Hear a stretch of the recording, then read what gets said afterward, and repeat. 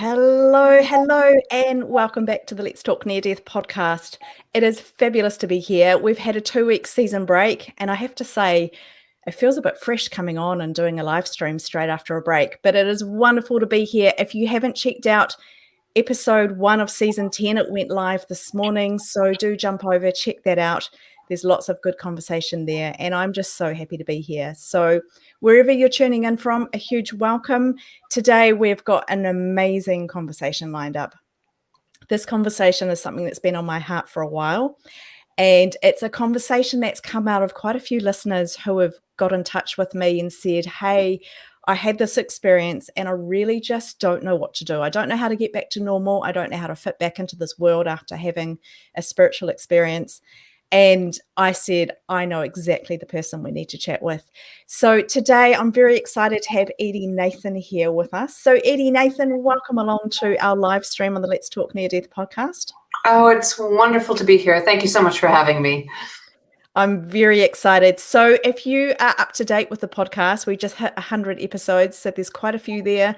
If you're up to date, you will know that I chatted with Edy quite some time ago, and that Edy has already had her own near-death experience, and there's some amazing conversation in there. Do go back and have a listen to some of the previous episodes. Some of the older ones are really good, where I'm fresh and I'm trying to work out what I'm doing in this podcasting world. So go have a listen to those. They are great. But I want to formally introduce Edy because she's got so much behind her, so much knowledge and good stuff. So Edy Nathan is an expert in grief and trauma. She has more than 20 years experience as a psychotherapist and has helped many near-death experiencers to process their experience and to come to terms with the way that these experiences affect every part of life. She's also had her own near-death experience whilst in utero, which is such an interesting conversation, because I think my first question for you, Edy, was, how do you remember something before you're born? But we'll come to that. And Edy believes that this experience laid the foundation for her questions and her spiritual abilities early on in life. Edy has 20 plus years of experience as a psychotherapist and integrates her formal training with her on-the-ground experience to help people thrive. She's been featured in all sorts of platforms. Oh gosh, where's it gone? Oh, look at that. I've lost the last one, Edy. I know that you're on Thrive Global. I know you've been on CNBC. Was that right? Do you want to just tell us where you've been? You've been in major publications and things. CNBC, NBC, all of the major news outlets talking about loss and death and suicide and near-death experiences, sometimes, not often, because, the world is as it is. But I write a lot for Psychology Today, which I'm a blog writer for Psychology Today, and for some professional magazines as well. So, yeah. Oh, there we go. See, you can do it so much better than I can. Oh, anyway. I don't know. Wonderful. I know, totally. So as you can hear, listeners, Edy has a lot of experience, a lot of credibility, a lot of so many things behind her. So we are very, very lucky to have Edy here. She is in demand. She has, like I say, a lot going on. So Edy, again, welcome here and thank you for your time. Let's start at the beginning, I suppose. Can you take us back to your own experience? Can you give us just the shortened version of your own experience, and then we'll get into some more talking about the reintegration and the spiritual experiences to help our listeners? Absolutely. There are times, and maybe you as listeners have experienced this, where you have this sense of knowing. And it's not as if when I was in utero, I can go to my mother and I could say, hey, did it feel like I wasn't there, or that I was quiet, but the birth itself was so difficult. And there must have been a time where I lost breath and I lost being in my body, because when I kind of popped out, it was like a knowing, and it was an early knowing. Speech came quickly, and by the time I was 2, I was speaking. I was fully speaking, and I ran into my parents' bedroom and I said, "Why was I born if only to die?" And that, to me, framed the having had a knowing, like just a sense of death at 2, no one had died, a sense of we had been here before. And in past life regressions, I do past life regression, and when I have gone into my own past lives, I've gone in utero, and indeed there was that time during the birth when it was a breech birth where I lost breath, and I was not in my body any longer. Wow, that's amazing. So you remember not being in your body?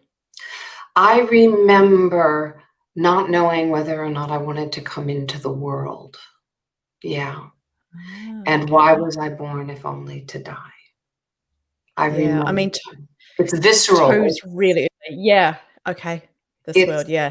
I don't know if you or your listeners have like get this confirmation. I call them the confirmation chills. And it's like the chills go through my body and they're riveting, and I can feel them from the top of my head to my toes. So that when I say something that feels like it's truth, I get those chills. Yeah, definitely. I often get those. I call them goosebumps. I get them. Okay. I live my life by these types of things, by voices, by feelings, by everything. And I'm sure a lot of our listeners actually can resonate with that too. So you're being confronted with the idea that maybe you don't want to come into this world. So yeah, and maybe I don't, and maybe I don't want to be in this world because there was this sense of I feel that we're all born with like some special superpower, if you will, and whether it's your own Buddha, whatever it is, it's a sense of knowing, and my sense of knowing around people and wanting to collect people and help people, it didn't really work in the world that I was born into, and I had to learn how to unlearn the way of being so that I could survive. And I believe that came really from feeling as if I was in a spiritual emergency, which we'll get into, but I didn't have anybody I didn't have words for it because I was really so young. But even when I did have words, I couldn't express, there's some kind of spiritual emergency that my body and my soul and my psyche are experiencing, and I don't feel like I belong anywhere. And my attraction around death and loss and grief and trauma was pretty immediate very early on. Wow, my mind is just in so many places because I'm thinking about people who have stillborns, people who have miscarriages, things like that. Do you think that that's an example where maybe the spirit said, I don't want to come. I'm changing my idea here. I'm backing out. I'm not going. Yes, and so well said that the spirit needed to come in, and maybe they did something to forever change the life of the woman who gave birth to that stillborn or to that family, and they are forever changed. Again, chills. They are forever changed, and it is like this hero's journey, which I know I said we were going to be talking about. You can't. It's like you change out of your ordinary. All the things you thought you knew are forever changed. And when you lose a baby, when a child perhaps dies because of an illness, or if you have died and returned, you are forever changed. And the first thing you hit is a spiritual emergency, and then you go into the darkness of the cave and your shadows and what you don't want to look at. And then you emerge, hopefully you emerge, having had a spiritual awakening where your life and you in your life are forever changed. It's so interesting. I love reading. I dabble a little bit in reading in some Facebook groups and online and different things about pre-birth memories. And that's pretty much what you're talking about, isn't it? Yes. Remembering things before we actually incarnate into this world. That's right. You said something. No, carry on. I'll come back to my question. I've got too many of them. And past life regression is a wonderful way sometimes to actually go into in utero. And I was able to check certain things out with my mom. And, I was able to say, so did this happen and that happen? And she was like, yeah. And it kind of freaked her out a little bit. And I was actually able to see myself in a crib. And I was all of 6 months, and I described where the crib was based on this past life regression. And I described how she would come in, and I was a very cranky child, probably because I had nowhere to put the energy. Yeah, and I right. think that we will sometimes think, oh, our babies are cranky, but maybe there's another communication that is going on. And if we listen differently, because that's what we need, if we have our experiencers, our spiritual experiencers, we need the people we speak with, whether they are professionals, family, loved ones, friends, to understand that we may see the world and be in the world on many, many different layers. I call it like the 7-layer cake. I like that idea, 7-layer cake. So do you know what the layers are, or is it just a terminology that you've just chosen? It's a terminology. The layers are going to be different for everyone. So I allow everyone to kind of identify them, although I think that the first layer is, if you think of that first layer, it kind of protects the cake, right? And that base layer is your foundation. So what is your protection, and what's the foundation, and what's in the middle? And when it works, all the flavors of that 7-layer cake, they merge. But when they're stuck, they don't. And then they are each individual, and the cake is probably then very hard and harsh and immobile and not able to be flexible. Yeah. Wow. Wow, it's so interesting. You said something before. You said, I wasn't able to go and talk to my mother and ask my mother something because you're still in utero. Right. Were you able to tap into maybe some support on the other side? Or you said you felt very alone. Yeah, it's so I do believe that there was support on the other side. Nothing that I would say that I identify as such, except to have this feeling that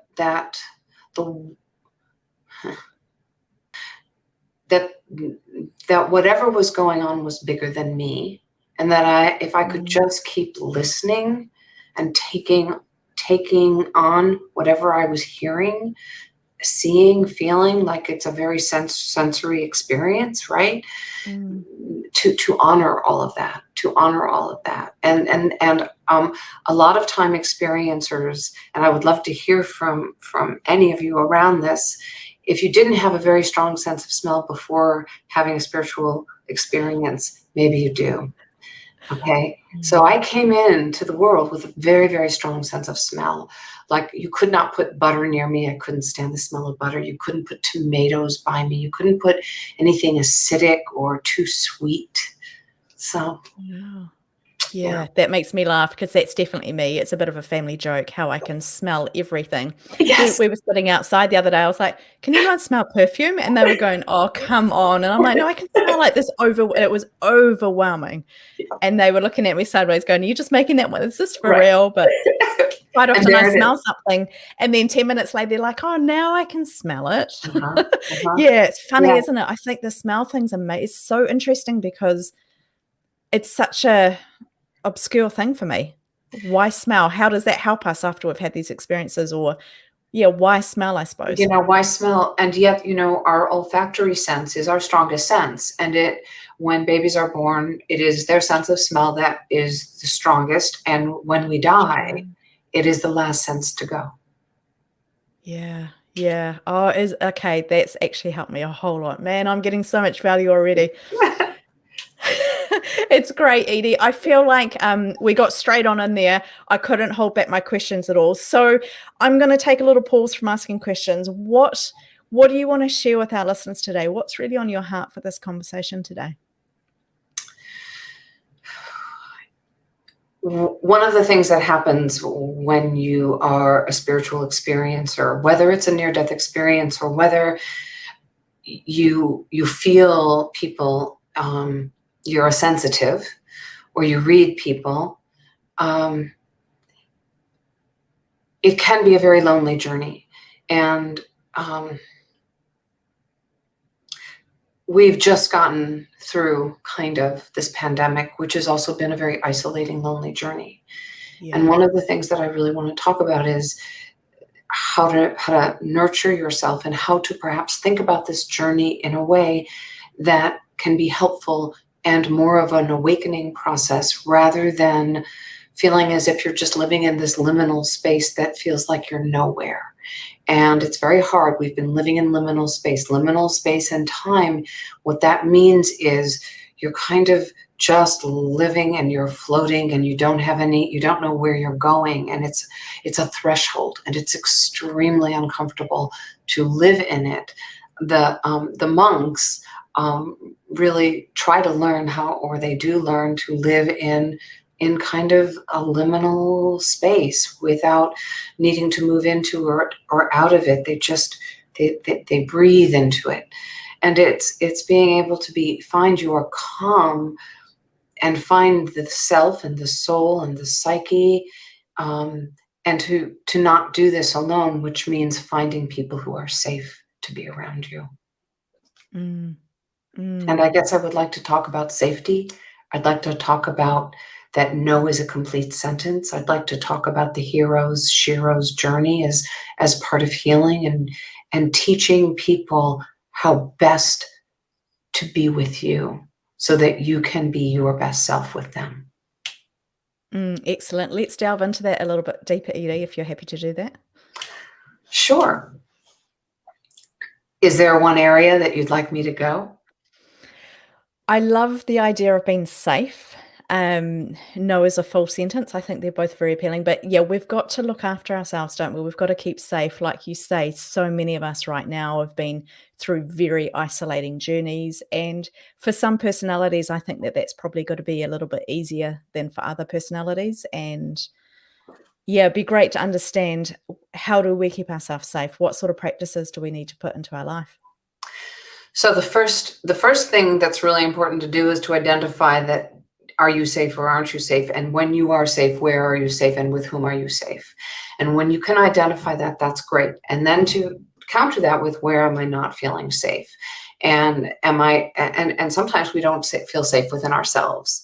So it's also about, how can I feel safe within me? Believe it or not, when we get anxious, when we feel like we are in that spiritual emergency place, sometimes you feel like you can't breathe. Sometimes you feel like your lungs just won't do the work that you want them to do. Sometimes things are coming through so quickly that you feel bombarded, and that doesn't feel safe either. And to let those memories know that you're the one who's in control. And that can also make you feel safe. So I've just said a mouthful, so I'm going to backtrack, and I'm going to go through each of those pieces, because it's important to kind of think of this as you've got all of these different baskets, and you've got a line of baskets, and they're beautiful baskets, and they belong solely to you, okay? And if you don't want to think of a basket, a box. And if you don't want to think of a box, whatever it is, just so you can separate things out, because sometimes it's the jumble that can be overwhelming and not feel safe. So when you separate pieces out, it can actually help your brain immediately say, okay, right now I'm going to focus on this piece. And this piece may be that when I don't feel safe, I don't breathe well. And when I don't breathe well, it causes anxiety. And that anxiety scares me. And then I feel like I'm out of my body. And when I'm out of my body, if you've had a near-death experience, sometimes you go to the place of, I don't really want to be here. And so there can be all of these different steps that can take you to, I just want to go back. Now, that's an extreme. However, when you are a sensitive, you're a spiritual experiencer, it can feel like you are alone and unsafe, and you start to feel something, see something, and you want to share it and you can't. And then you feel like perhaps your throat, your neck, it starts to feel tight. your heart starts to feel tight, your gut starts to react however it reacts for you, your lower back or your feet, you feel like they're restless, like you want to run. If you can identify what is going on with you around, I don't feel safe, and I just went through physical manifestations, emotional manifestations, soulful manifestations, and emotional, identify them. The more you can identify, the greater clarity you're going to have. So where are you not safe? What's high on the list there? Let's say you're physically feeling it, like you can't take a breath. Well, there's nothing worse than feeling like you can't take a breath. So one of the strangest remedies for I can't take a breath is to hold your breath. Because when you feel like you can't breathe and you hold your breath, you're actually telling your brain, oh, if I can hold my breath, I can breathe. Oh, novel idea. Because if you weren't able to breathe, you wouldn't be able to hold your breath. Wow. That is so interesting. That is so useful, isn't it? Yeah. And it's simple, and yet it's powerful, right? Yeah. So hold your breath. And the holding of the breath is doing a couple things. Really, it is taking some of the dysregulation, the, oh my God, I'm frantic. And it's saying no to the franticness. It's saying, I'm going to hold my breath. And then it's also saying to your brain, and your brain is one of your greatest allies. Okay, if I'm holding my breath, I actually can breathe. So let me be a cognitive interrupter, change my message, which is I can't breathe, to, oh, well, if I'm holding my breath, I'm breathing. Oh, okay, let me relax.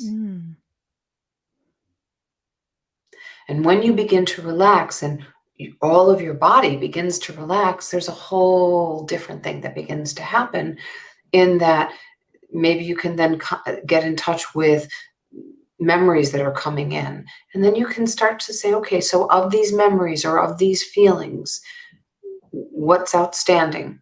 My isolation, or maybe my anger, or maybe this feeling of what's the point, because I feel that everything is bottled up inside.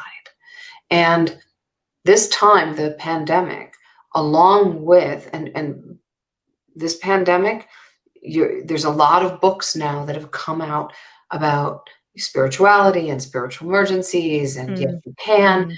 And it's because we've had almost 18 months of quiet, of going inside. I mean, I have always thought of myself as an extrovert. Well, I learned I may be more of an introvert than I realized. And so now the idea of going out is harder. And we may think going out is going to be this great experience, but there needs to be time for re-entry, which is exactly the same journey that one must take when they've had a spiritual experience or emergency, where their bodies are tight, where their brains are feeling they're exploding with so much information and emotions, and they're being told, well, you're depressed, you're anxious, maybe you need to be hospitalized, when really it's none of those. To me, it's grief, it's trauma, and it's a spiritual emergency in the deepest place, like a Kundalini awakening, where everything is on fire and needs to be tended to one step at a time.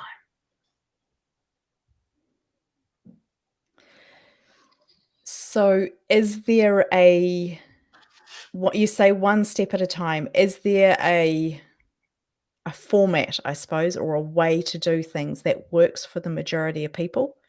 Or is it those steps can be in any order. They're all mixed up. They might not be the right steps for some and they'd be the perfect steps for others. So, yes. Love it. There are some very specific steps.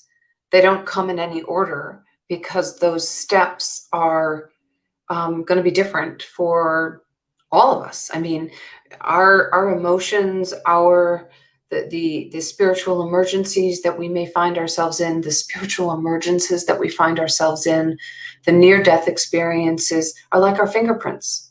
No one has the exact same experience, nor do they experience the 7-layer cake. You know, the protective top layer and the bottom foundation. No one has that the same foundation or the same top layer. No one has the same, you know, kind of inside pieces. But it doesn't mean that we don't all perhaps have that 7-layer cake as part of us. When I talk about grief, I talk about the phases of grief because they move in and out of one another. And when we are going through this process, it is moving in and out. So there's anxiety and anger, there's forgiveness, there's grace, there's emotional armor. And what is that emotional armor? And who, again, we're talking about safety and what's safe and what isn't safe and who do you feel safe with. What we know is that your brain, when you start to label what is going on, and it may not be exact, but the more you label, the more you, and I'm not talking about labeling or calling someone a name. I'm talking about precision in what is going on with you. So it's, I feel anxious, and my anxiety is, I notice, tied to my anger. That's precise. When I tend to get anxious during the full moon. That's precise. So now, the week before the full moon, I'm going to mark my calendar because I'm going to need to take some precautions for myself because I get emotionally deregulated. I'm all over the map. I can't concentrate. I don't do well at work. I'm hungry. I'm sleeping too much or eating too much, and these are my behaviors, and they're specific, and so I'm going to tend to myself in very big ways by starting to have a calendar marker. That's really good. That's really practical, isn't it? Because you talked about the tides there. Our bodies are made up of, somebody's going to correct me on this, 70 or 80% water. And then people say, oh, the moon and the tides, they don't have any effect on us. But I think, well, if we're water as well, how can they not? Absolutely. Yes, go on. And to your point, just quickly, I used to work in hospitals, and sometimes I worked on locked wards.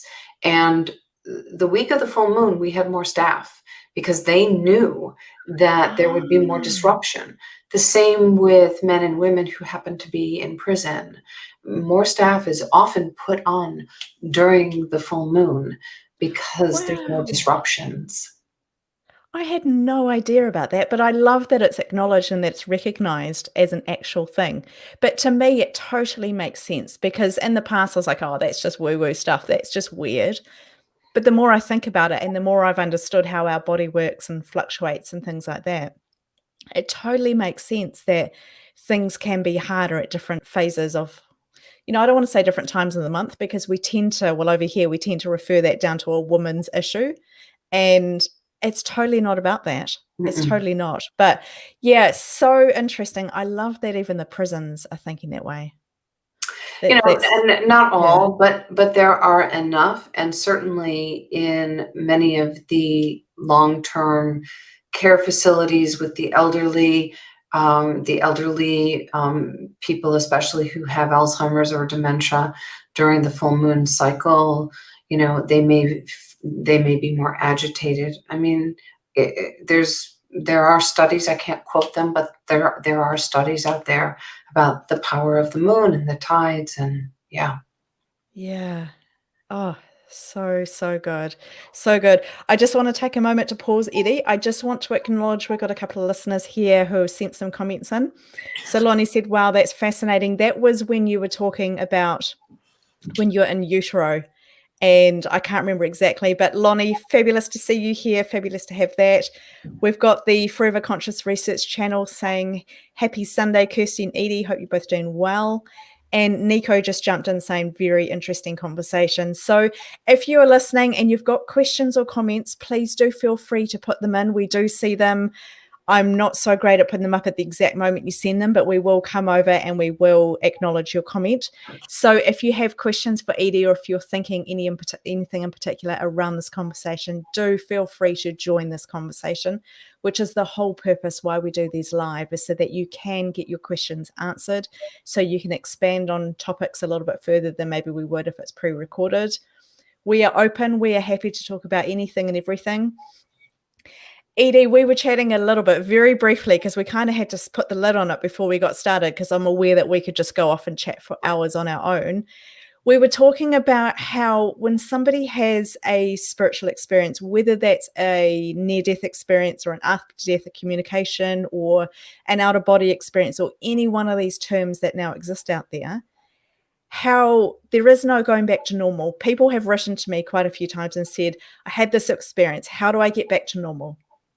And we both said very promptly, I think at the same time, there kind of isn't any normal after these experiences take place. So being aware that listeners have written for this question in particular, what would you say to somebody who's had an experience and is really not quite sure how to fit back into the world after that type of experience? I'd like you to imagine that you're on a hero's journey. Hero Shiro, okay, it's for men and women, okay, and Joseph Campbell, wrote this wonderful book called The Hero's Journey, and the hero's journey is actually taken in movies and scripts. I don't know if any of you are familiar with like The Wizard of Oz. That would be considered a hero's journey, or Batman, or any of our superheroes, with superpowers. Those are definitely hero's journey stories where somebody has an ordinary life and then they realize, oh my God, I've got this superpower, and they're forever changed. And then they have to kind of like go into this deep cave and figure out, who am I? What am I going to do? What's working for me? What's not working for me? Who are my enemies? Like, I need to like distance myself. Who are my allies? Like, I need them to be closer. And what are my shadows? And the shadow is like those parts of yourself that you may not want to hold or look at. They may create obstacles. And then you kind of, you have that fight in the cave. And the fight is the fight for your soul. The fight is the fight for your own truth. The fight is taking yourself on in ways that you never imagined you would. It's being a witness to yourself and saying, this is who I am now that I have had this experience, that I have become a knower or a seer, or I've had a psychic experience, or I've started to hear messages from ancestors that are gone, that have died, or near-death experiences, and any of them. You still have you. However, when you leave the cave, you are forever changed. And your body is the same. Your voice is the same. Your hair is probably the same, unless the stress made your hair fall out.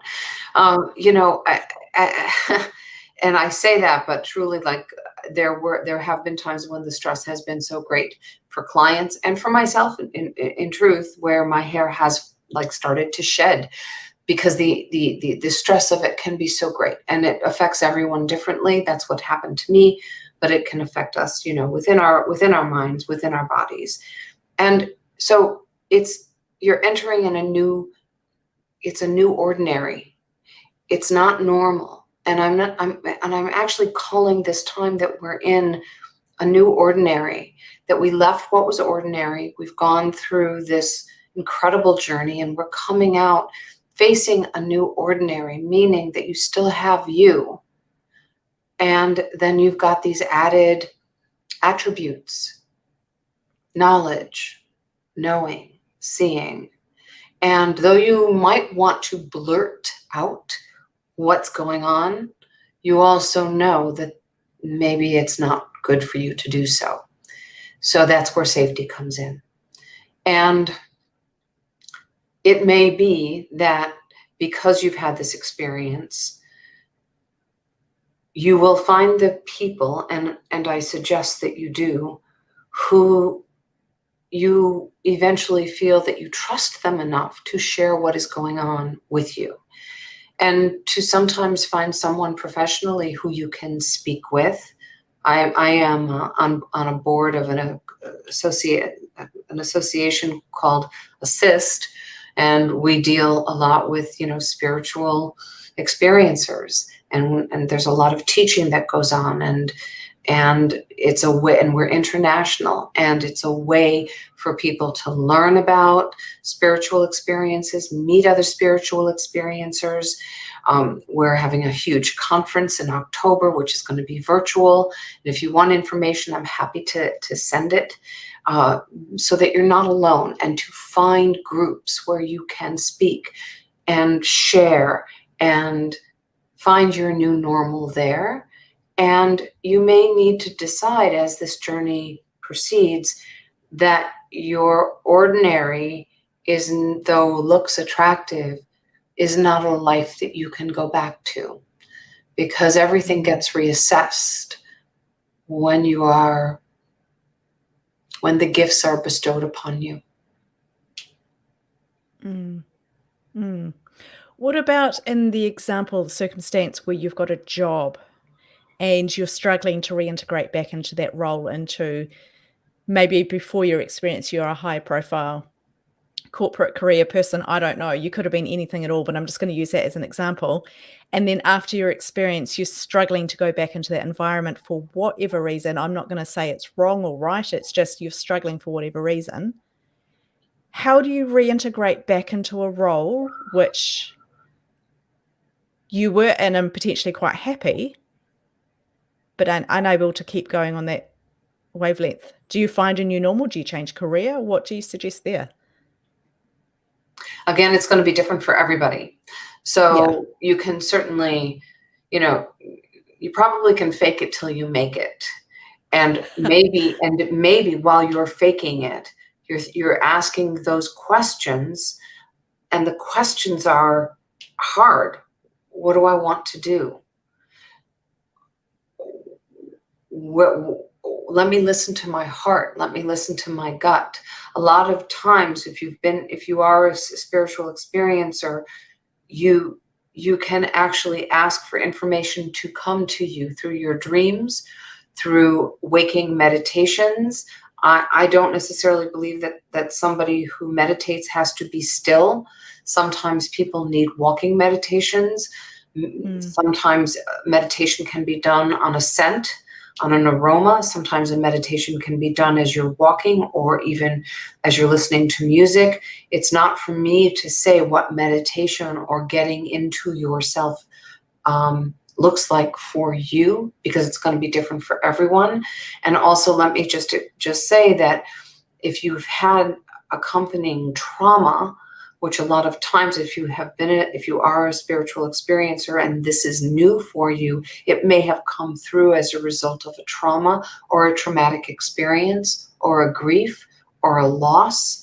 And if that's true for you, that when we experience a trauma, a lot of times it's when we are feeling that we are safe, and then it is that sense of safety that gets rocked. So stillness, which may have originally felt safe, may no longer feel like it's safe. So when someone says, "Oh, just be still," and that feels like you've just been punished, don't listen.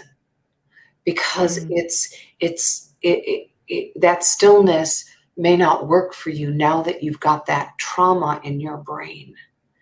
And so it may be that you find alternatives to being able to see, to listen, to ask yourself, to dream answers.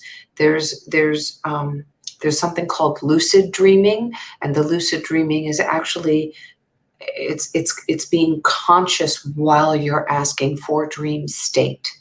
And there's lots of information online about lucid dreaming, so I'm not going to go into it. But what it does is it really does take you into altered states where you can perhaps find answers.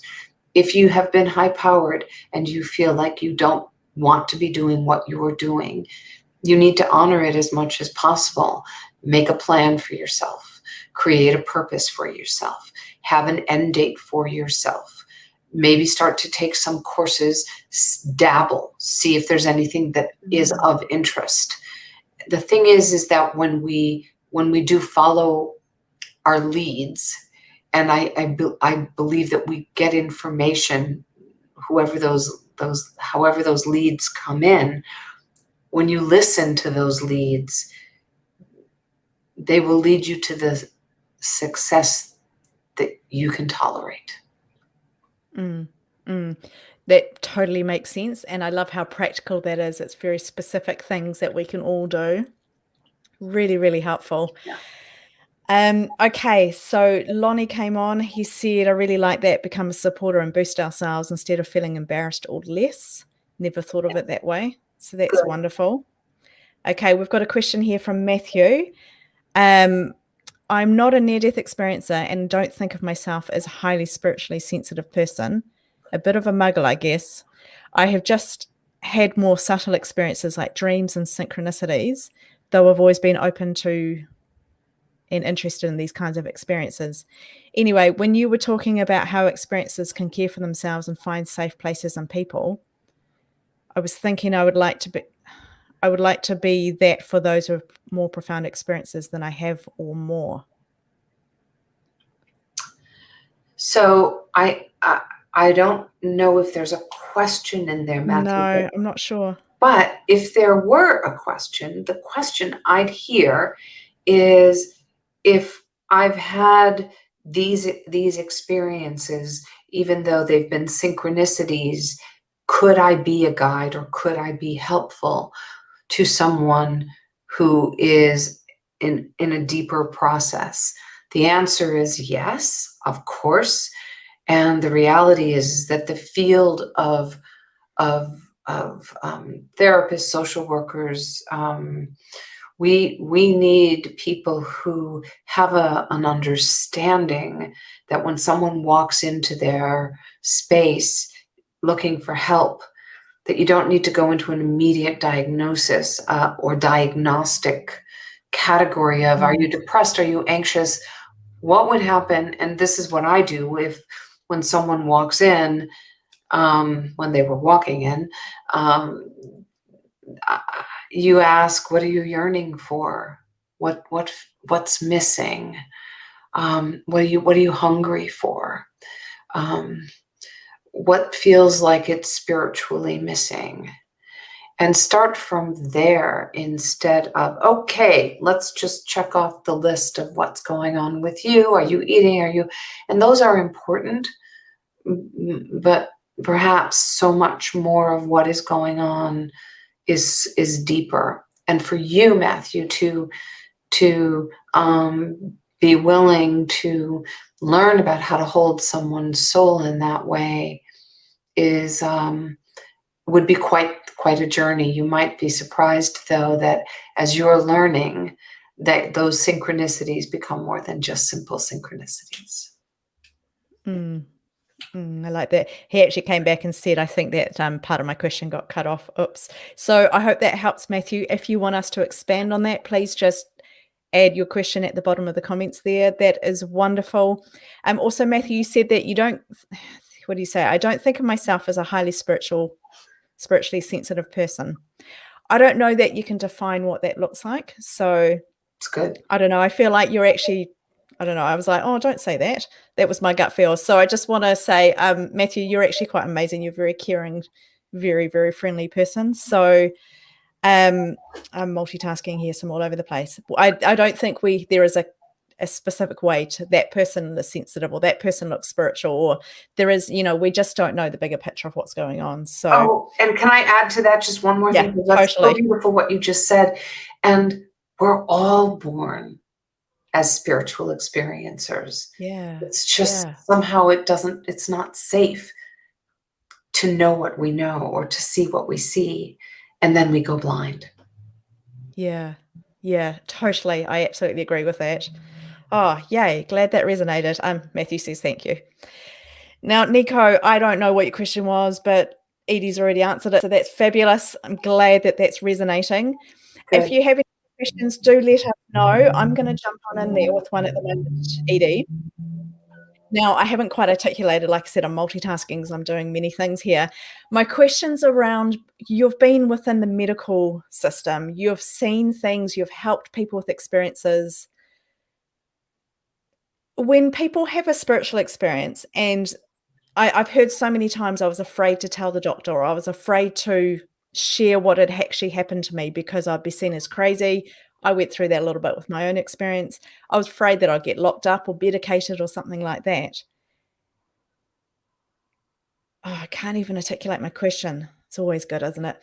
It's around, do you think that this is changing? Do you think that the medical system is becoming more open? The thing that you said about the prisons and having more staff on during full moons and medical wards, that has really struck me today. It's been, quite eye-opening for me. Do you think that our medical system is adapting as well? Do you think people are able to, I'm bringing it back to reintegration. I'm doing a terrible job here. I do apologize to everybody who's listening to me babble. The medical system, are they offering more help for reintegrating? Not as much help as I would like them to get, not to give, because they're scared too.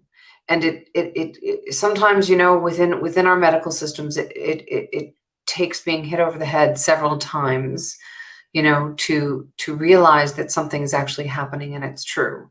So one of the doctors, and I don't know this doctor, but I heard the story from the doctor's patient. Okay. The patient was in surgery. They died on the table. They were resuscitated.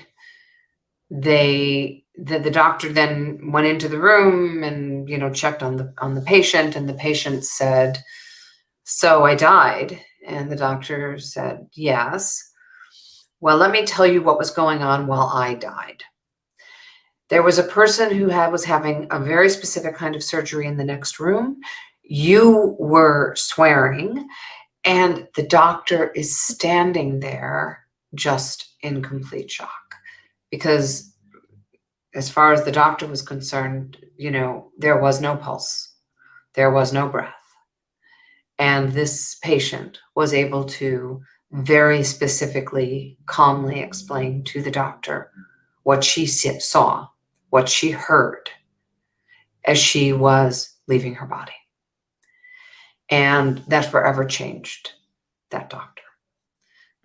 So if that doctor could then begin to speak to, it happened to be a male, his colleagues, and say, we need to start to listen differently. And if they could get training from hospice nurses and long-term care physicians, because those are the ones who are experiencing a lot of this.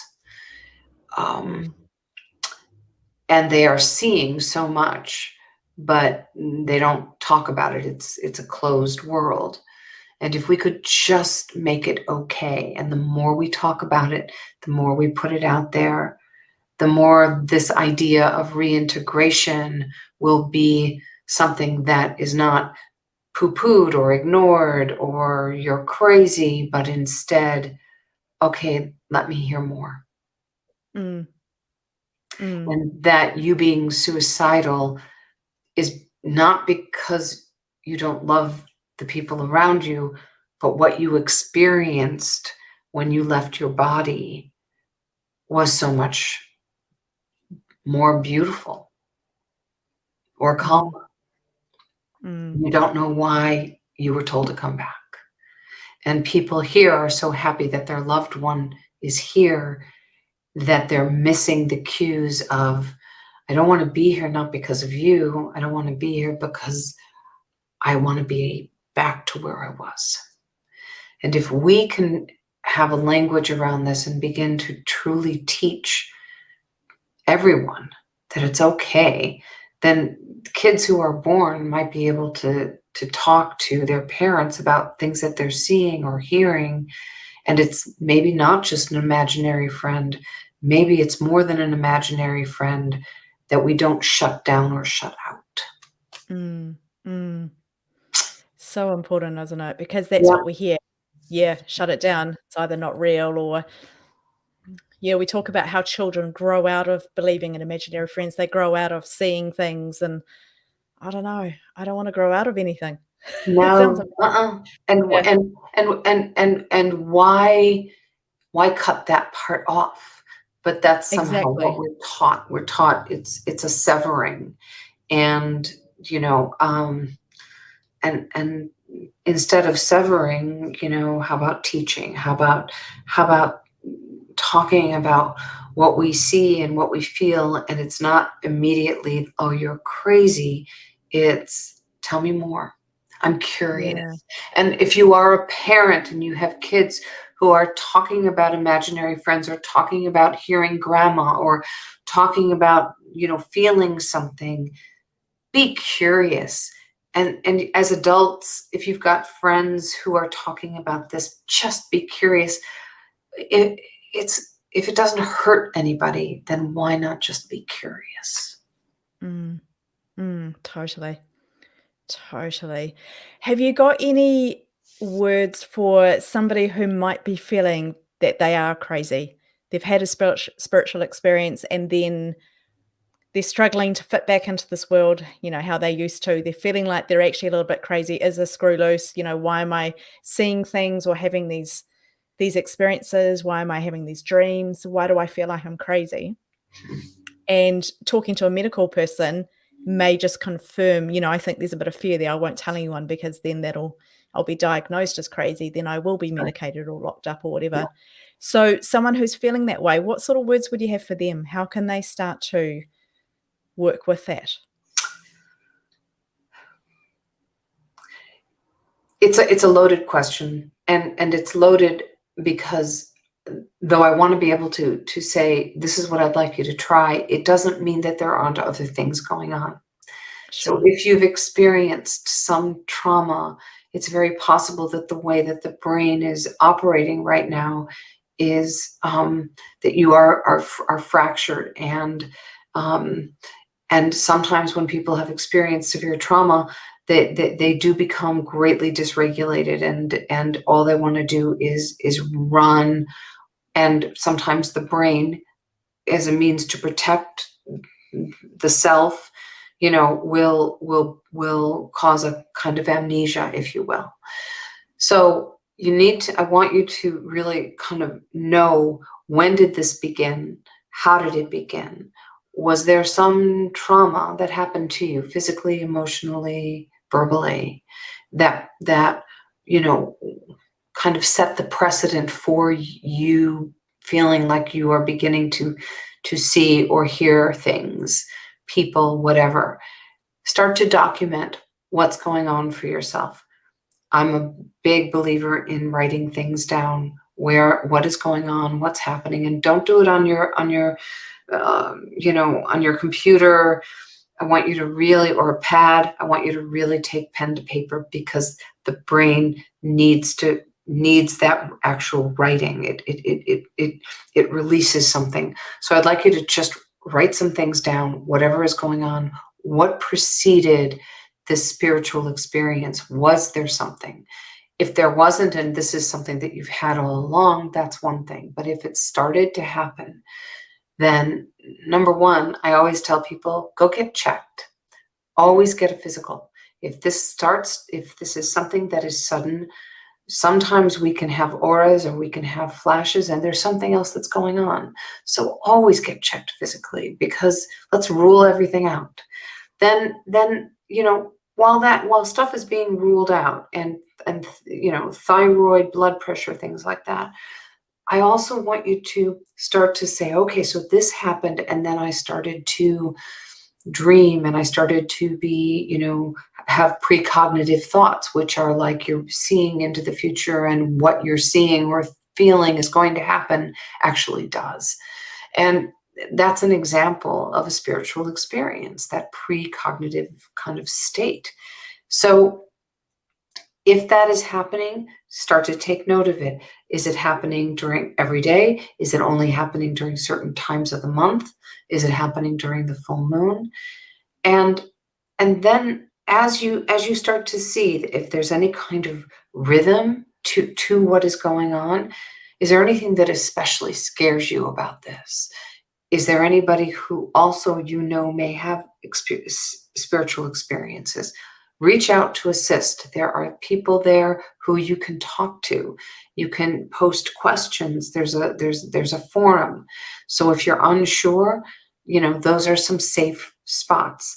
And then the last piece is that if you've historically had some depression or anxiety, or are a survivor of some kind of abuse, understand that those are that you need to be mindful that having been born with spiritual knowing and understanding doesn't mean that you can avoid feeling that sense of isolation or desperation.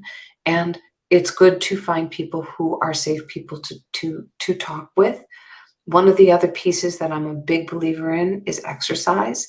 Exercise, and try to eat well, because if you're taking care of your body, then whatever you may be experiencing can have greater clarity. Fantastic. Thank you, Edy. That is excellent and really resonates with me. Okay, this is your last chance. If you're listening, it's been quite a quiet group today. If you're listening and you have any questions, now is your chance to put them in. Final chance for Edy. And Nico says, as you were talking, he says, that's why I feel so lonely most of the time here in Belgium. The medical world thinks I'm crazy. Had an NDE 2 years ago due to alcohol abuse. So I hope that's been really helpful, Nico. You aren't crazy. It is part of this thing that we've been talking about today, and I hope that that's actually been really helpful. Oh, he says he never drank again after the NDE. That is fabulous. That's excellent. Great. Wow. Yeah. If you want to share more, feel free to get in touch there, Nico. I'd love to hear more about that. So if anyone has any final questions, now is your chance. Edy, as we're just giving them a moment to put them into the chat there, is there any last thing which is really on your heart that you wish to share with the people? And I know many, many more will watch the replay of this in the coming days. Is there anything that you feel you really want to share with our listeners? So this journey is your journey. No one can take it away from you. And I happen to love The Wizard of Oz. It's timeless. And The Wizard of Oz, Dorothy must meet the three parts of herself that she is unsure of. She needs to meet the part of herself that is her brain and her heart and her courage. And you have all of these pieces, and you have the shoes, and you're wearing them, and they are your superpowers. So use them, use what you know. And if you can't share it, it doesn't mean you don't have it.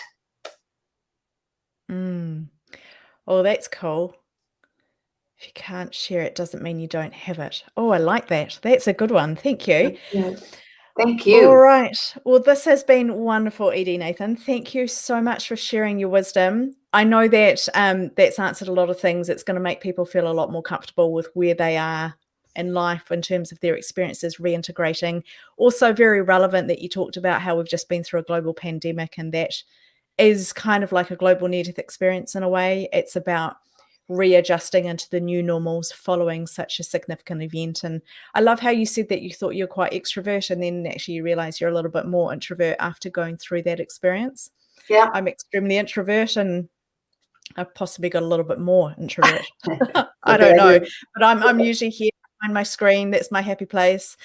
Edy, thank you so much. And for everyone who's listening, I know there's quite a few of you there who have been a little bit quiet. Thank you for coming on. And I just wish you all a wonderful day wherever you are.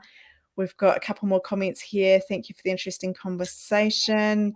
Thank you for taking questions. My apologies for making this longer, but it involves a variety of topics.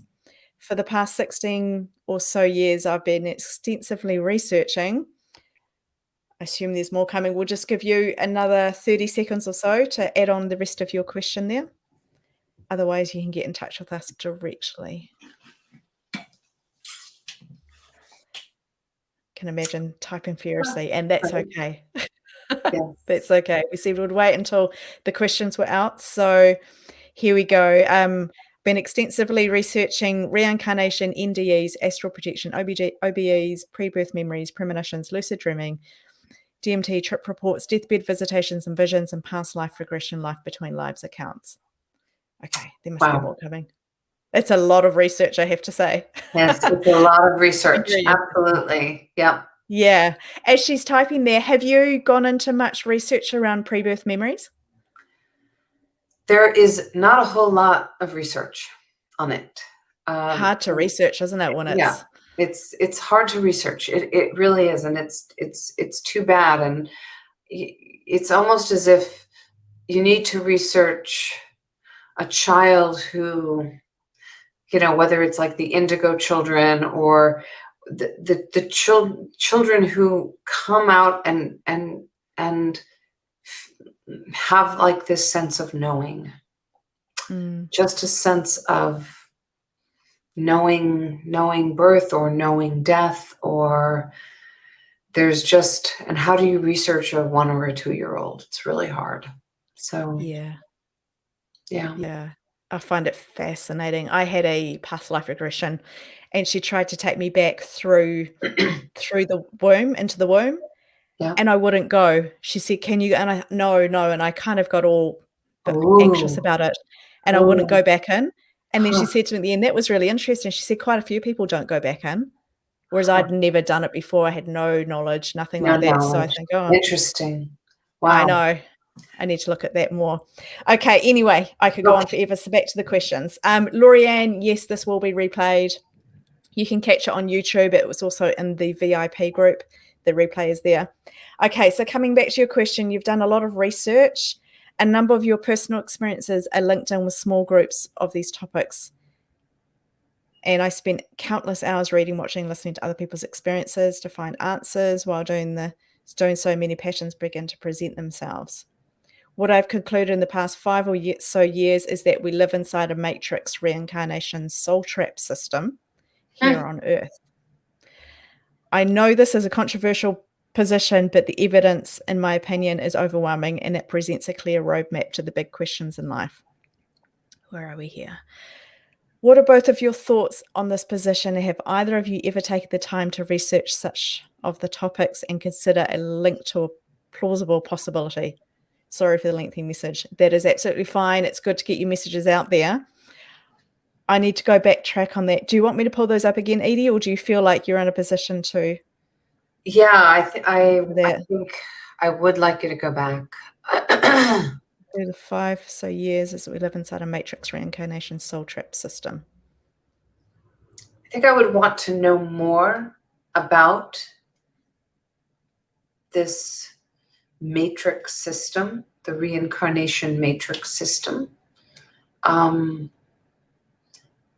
The soul trap system.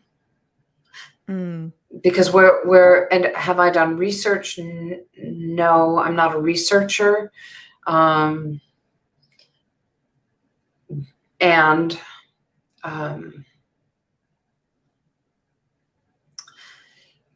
idea that we keep coming back until we learn what we need to learn is it's all about karma.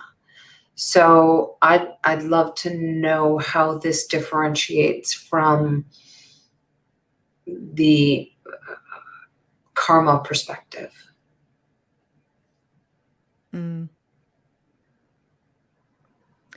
Yeah, I guess, gosh, it's quite hard to know, isn't it?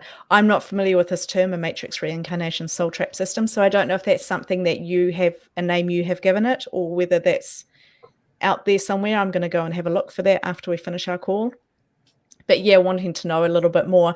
So what I suggest you do is actually send me an email. So you can send an email to kirsty@letstalkneardeath.com. And I'll just pop that in the chat. It's Kirsty. Let's talk neardeath.com. So you can send me an email there. And if you want to expand on that, and then I can also reach out to Edy through there if you wish. Absolutely. To do that. I'd love to hear more. Yeah. Thank you. Oh, there we go. Perfect. Okay. Yeah, great question. I think we just need a little bit more background to understand what it is that we're trying to answer there. But very, very good question. I love that you're doing all that research and looking into all these topics. We need researchers. So we do. We need researchers. So the more research, the better. And please look into ASSIST, ACISTE, ASSIST, because they, there's quite a few researchers that present at their conferences. So you might be interested. I'll put the links to that in the actual YouTube video and on Facebook as well, rather than here, because this is time-based, the commenting in here. I'll put it in as a comment to link to ASSIST, but ASSIST are doing amazing work. Thank you for the work that you do there, Edy. Yes, it is possible to reach out. So just reach out through the email and then we can connect on that further. Now I've got to work out how to turn that one off. There we go. Yes, feel free to reach out through email. That will be fine. So Edy Nathan, thank you so much for your time. So many topics. And if people have been doing research, if you have stuff which you think can contribute to this conversation, please get in touch with me. I'm happy to run more sessions, to do more interviews. We just want this information out there, really. So Edy, you have a massive heart, and I just really acknowledge all the work that you do, because you do a lot of work. You're on the board for ASSIST. You're doing your psychotherapy, your counseling, helping people, writing for Psychology Today. You're doing amazing work. So again, thank you so much for being here. And thank you, Kirsty. This was so wonderful. It was amazing, as always. And yes, you and I could speak for hours. And we so could. I haven't even started. I know. So till next time. Yeah, fabulous. Wonderful. Okay, wherever you are, have a fabulous day, have fabulous fun, and we will chat to you really soon. Bye.